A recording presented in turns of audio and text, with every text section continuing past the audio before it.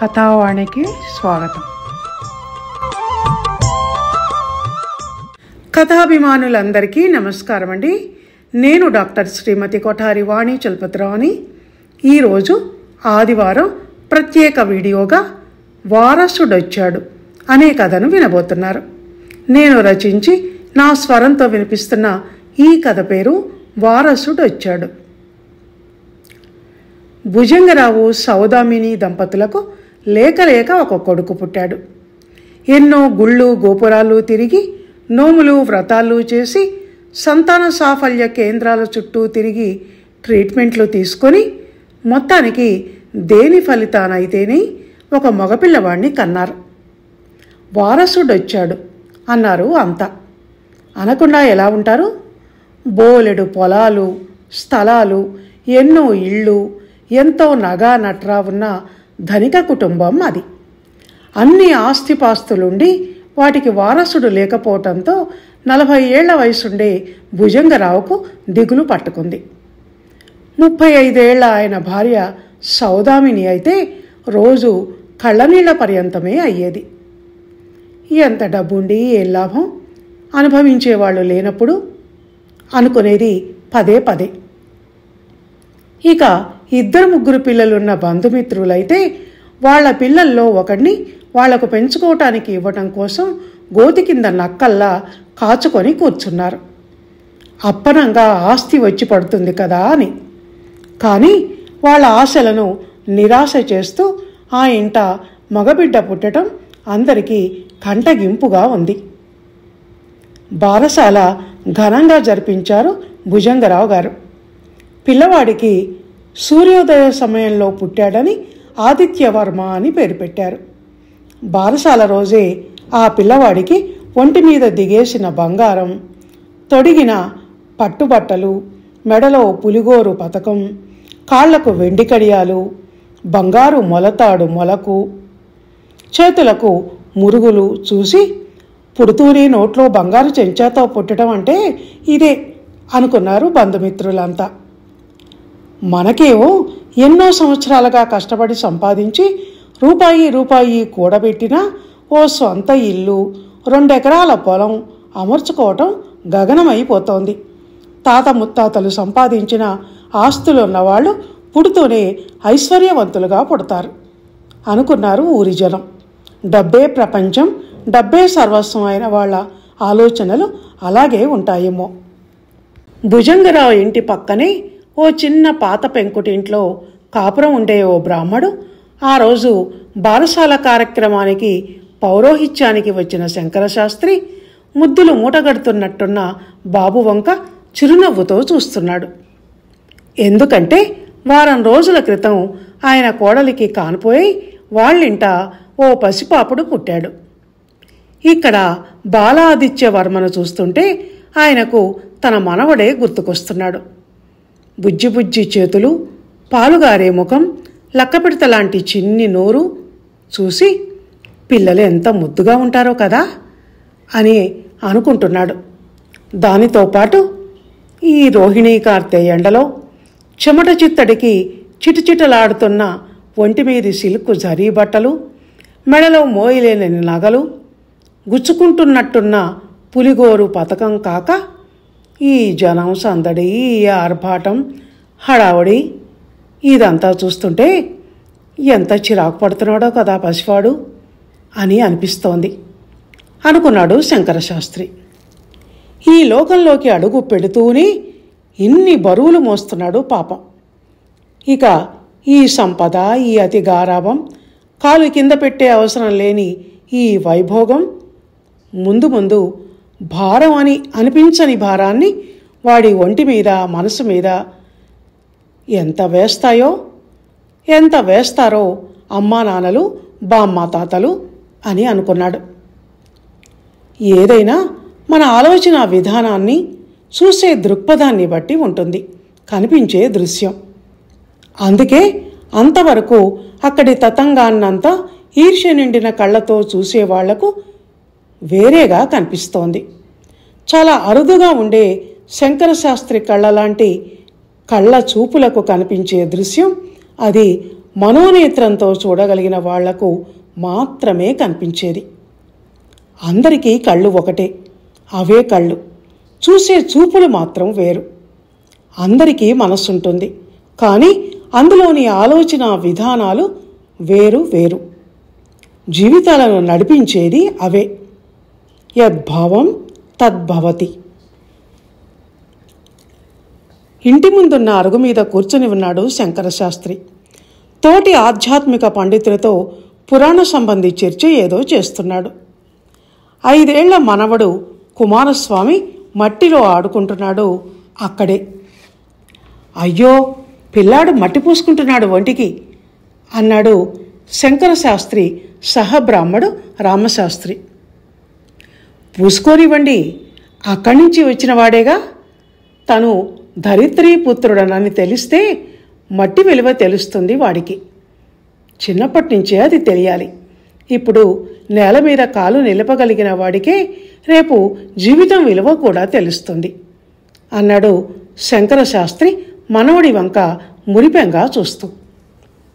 ముద్దు ముద్దుగా మాట్లాడే మనవణ్ణి ఒళ్ళో కూర్చోబెట్టుకొని చిన్న చిన్న పద్యాలు శ్లోకాలు నేర్పిస్తుంటాడు పొద్దున్నే శంకరశాస్త్రి.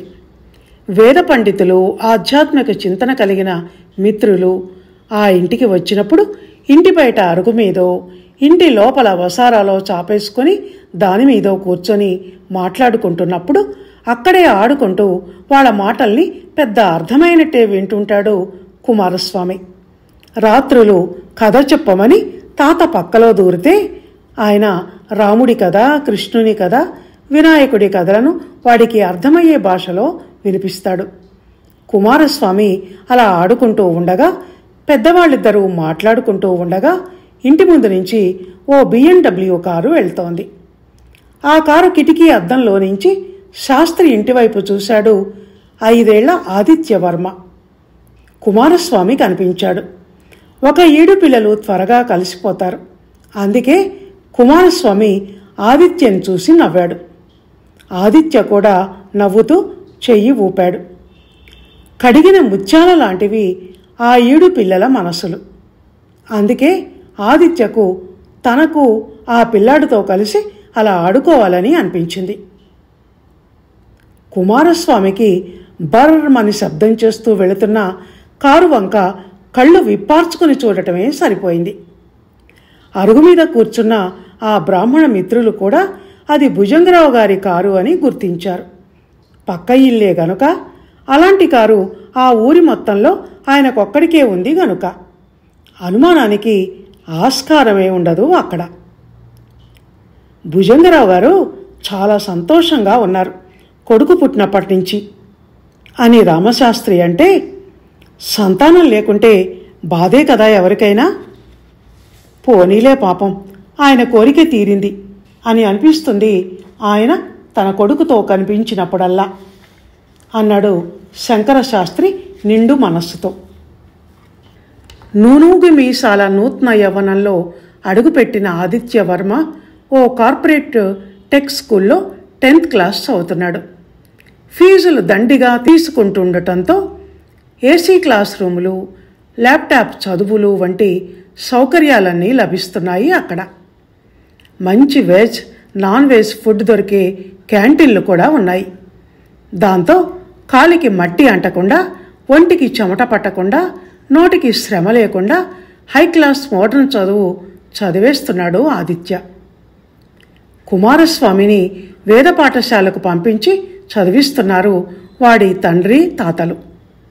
దేశీ వస్త్రధారణ, నుదుటున విభూతి రేఖలు, నెత్తిన పిలక ధరించి కాలినడకన పాఠశాలకు వెళ్ళి ఆశ్రమంలాంటి వెనకటి గురుకులం లాంటి బడిలో చెట్ల నీడన నేల మీద కూర్చొని వేదమంత్రాలు శ్లోకాలను మంచి స్పష్టతతో పొల్లు పోకుండా వల్లెవేస్తూ ఎండ, నీడ, నీరు, నేల, గాలి వంటి సహజ ప్రకృతి శక్తుల చెంత విద్యను అభ్యసిస్తున్నాడు. అదిగాక తాతగారి బోధన ఇంట్లో ఉండనే ఉంటుంది.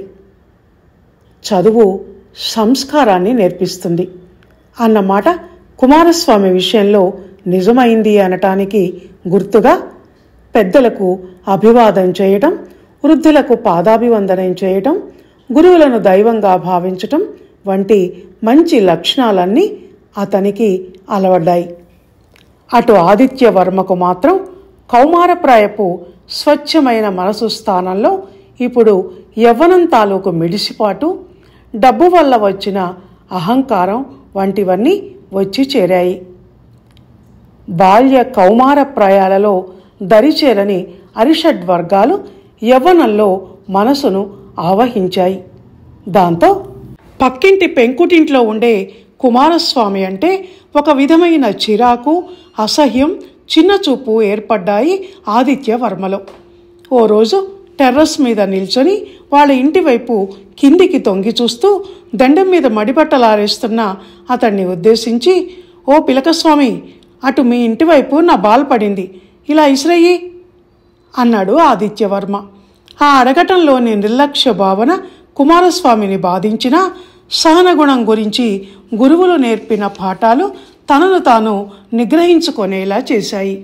అరిషడ్వర్గాలు అంతఃశత్రువులు, వాటిని మీ దరికి ఒక్కసారి రానిచ్చారంటే మీ పతనాన్ని మీరే కొని తెచ్చుకున్నట్టు లెక్క అన్న మాటలు అతని మనసు మీద సమయానికి పనిచేశాయి.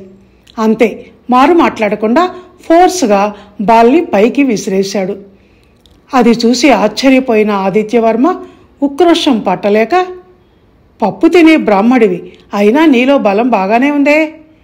గురుకులంలో ఏం చదువుతున్నావు? తెలుగా? అక్కడ అదేగా చెప్పేది అన్నాడు ఎగతాళిగా. తెలుగు కాదు, సంస్కృతం అన్నాడు కుమారస్వామి గొంతు పెంచి ఆత్మగౌరవం ఉట్టిపడేలా. అది చదివితే ఏం ఉద్యోగం వస్తుంది? నేను టెక్ స్కూల్లో చదువుతున్నాను, పెద్ద సాఫ్ట్వేర్ ఇంజనీర్ని అవుతాను అన్నాడు ఆదిత్య. ఏదైనా చదువు చదివే, నాకు అనుష్ఠానానికి టైం అవుతోంది, వెళ్ళాలి, వస్తా అంటూ లోపలికి వెళ్ళిపోయాడు కుమారస్వామి. అతన్ని బాగా ఏడిపించాలని తనలో తను అనుకొని ముసిముసి నవ్వులు నవ్వుకున్నాడు ఆదిత్య. ఈ ప్రపంచంలో ఎంత పిచ్చోళ్ళు, ఎంతటి చాదస్తులు ఉన్నారు. అంతరిక్షానికి మనిషి దూసుకుపోతున్న ఈ సైన్స్ యుగంలో ఇంగ్లీషు తప్ప ఈ ప్రాచీన భాష అయిన సంస్కృతం ఎందుకు పనికొస్తుంది అన్నది ఆదిత్య అభిప్రాయం. కుమారస్వామి నమ్మకం ఏమిటంటే ఆ సైన్స్ కూడా ఒకప్పుడు సంస్కృతంలో లిఖించబడిన గ్రంథాల నుంచి వచ్చిందే అని. మన పురాతన సంస్కృతి, మన శాస్త్ర గ్రంథాలు ఇవే ఇప్పుడు సైన్స్గా పిలవడే ఎన్నింటికో మూలాధారం అన్నది. తను ఎక్కడ కనపడినా తన నుదుటి మీది బొట్టు మీదనో, నెత్తినున్న పిలక మీదనో, తన పంచకట్టు మీదనో చులకన భావంతో ఆదిత్యవర్మ కామెంట్ చేయటం కుమారస్వామి మనసు చివుక్కుమనిపించేలా చేసిన ఆ అజ్ఞానాన్ని డబ్బు వల్ల ఒంట్లో వచ్చి చేరిన పొగరుగా గుర్తించి నవ్వుకుంటూ అవతలకి వెళ్ళిపోయాడు. దాన్ని అతని ఓటమిగా భ్రమపడతాడు కుమారస్వామి. మన ఋషి సంప్రదాయం, మన ఆర్ష సంస్కృతి, మన వేద విజ్ఞానం ఇవేవీ తెలియని వాళ్ళు మాత్రమే అలా అజ్ఞానంలో బతుకుతుంటారు అని అనుకొని జాలిపడతాడు. చివరికి ఎలాగైతేనే భుజంగరావు గారింటికి 2వ తరం వారసుడు, శంకరశాస్త్రి ఇంటికి 3వ తరం వారసుడు వచ్చారు. కానీ ఆదిత్యవర్మ తాత ముత్తాతలు సంపాదించి పెట్టిపోయిన పిత్రార్జితపు ఇళ్ళు, వాకిళ్ళు, పొలాలు, ధనధాన్య సంపదకు వారసుడు, అంటే ఆ కుటుంబానికి వారసుడు. కానీ కుమారస్వామి తరతరాలుగా వస్తున్న మన దేశ సంస్కృతి సంప్రదాయాలకు, వేదశాస్త్ర విజ్ఞానానికి వారసుడు. సనాతన సంప్రదాయాన్ని వారసత్వంగా తెచ్చుకొని తన వారసులకు ముందు ముందు అందించబోతున్నాడు. సనాతన ధర్మం అంటే అర్థం ఎప్పటి నుంచో అనూచానంగా వస్తూ సదా ఈ లోకంలో ఉండిపోయే ధర్మం. ధర్మబద్ధమైంది ఏదైనా దానికి అంతం ఉండదు. మానవ జాతి ఉన్నంత వరకు ఈ భూమి మీద ఉంటుంది. అలాంటి సంస్కృతికి వారసుడు కుమారస్వామి. అంతేకాదు, ధర్మశాస్త్రాలు, నీతి గ్రంథాలు, పురాణ కథలు వీటన్నింటినీ ఉగ్గుపాలతో రంగరించి పోసిన వంశానికి, తరతరాల సంస్కృతికి వారసుడైన కారణాన ఇంటి బాధ్యతలను, కర్తవ్య పాలనను, దయార్ద్ర హృదయాన్ని, నలుగురికి సాయపడే తత్వాన్ని, వీటన్నింటినీ రక్తంలో వారసత్వంగా తెచ్చుకున్నవాడు. అది అసలైన వారసత్వం అంటే. కులాలకు అతీతంగా, మతాలకు అతీతంగా వారసుడు అన్న పదానికి అది అర్థం. అంతేకాని వారసత్వం అంటే అర్థం కేవలం ఆస్తిపాస్తులకు హక్కుదారులవటం కాదు. డబ్బుదే ఉంది, ఇవాళ ఉంటే రేపు పోతుంది. కూర్చొని తింటే కొండలు కూడా తరిగిపోయి చిప్పలు చేతికొస్తాయి. తరాలు గడుస్తున్న కొద్దీ కొండ తరిగిపోతూ మా తాతలు నేతులు తాగారు, మా మూతులు వాసన చూడండి అని గతవైభవాన్ని చెప్పుకొని మురిసిపోవటం ఒక్కటే మిగులుతుంది. కానీ సంస్కృతి, వారసత్వం అలా కాదు. పంచిన కొద్దీ పెరిగే తరగని నిధి లాంటిది అది. అలాంటి వారసులు ఈ దేశానికి కావాలి. అదిగో అందుకే వచ్చేశాడు కుమారస్వామి అనే అసలైన వారసుడు. ఇప్పటి కుటుంబ వారసుడు రేపు దేశానికి వారసుడు కాబోతున్నాడు. అతని అడుగుజాడలలో నడుస్తూ అలాంటి వారసులు మరెందరో రాబోతున్నారు, వస్తారు. ఎందుకంటే ఇప్పుడు చరిత్ర పునరావృతమవుతోంది గనుక, సంస్కృతి శతపత్ర కమలల్లా వికసిస్తోంది గనుక. దానికోసమే అందరి ఎదురుచూపులు. ఇదండి వారసుడు వస్తున్నాడు కథ. విన్నారు కదా. ఈ కథ కనుక మీకు నచ్చినట్టయితే లైక్ చేయండి, షేర్ చేయండి, కామెంట్ చేయండి. ధన్యవాదాలు.